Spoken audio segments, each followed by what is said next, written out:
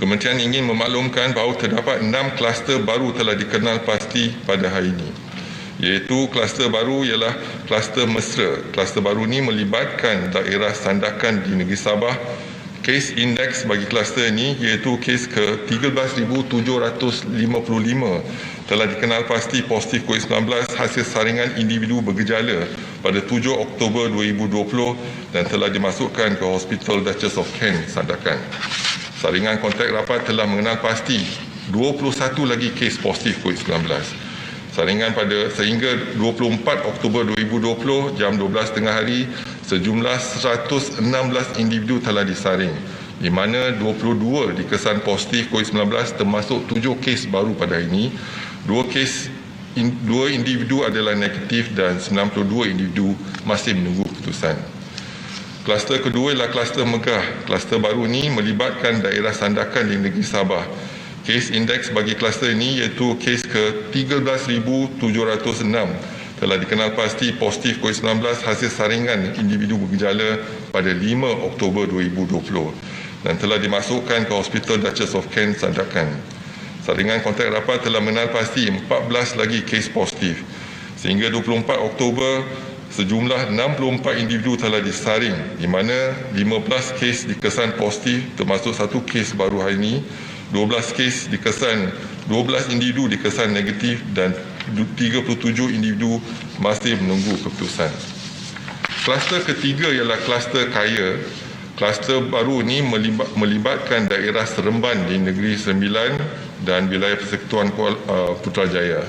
Kes bagi kluster ini telah dikenal pasti positif hasil saringan di tempat kerja pada 24 Oktober 2020 dan telah dimasukkan ke Hospital Sungai Buloh dan Hospital Tuanku Jaafar. Sehingga 24 Oktober 2020 jam 12 tengah hari, sejumlah 63 individu telah disaring, di mana 55 kes dikesan positif COVID-19 termasuk 54 kes baru pada hari ini.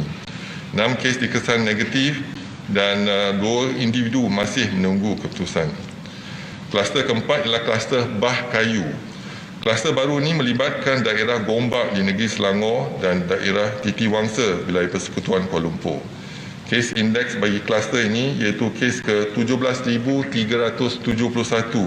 telah dikenal pasti positif hasil pulang dari kawasan berisiko tinggi iaitu di Sabah pada 13 Oktober 2020 dan telah dimasukkan ke Hospital Sungai Buloh.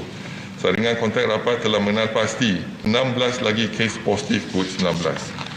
Sehingga 24 Oktober 2020, sejumlah 628 individu telah disaring, di mana 17 kes dikesan positif termasuk 1 kes baru pada hari ini.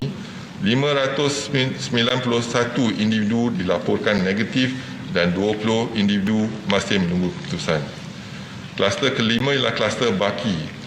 Kluster baru ini melibatkan daerah Kuching di negeri Sarawak.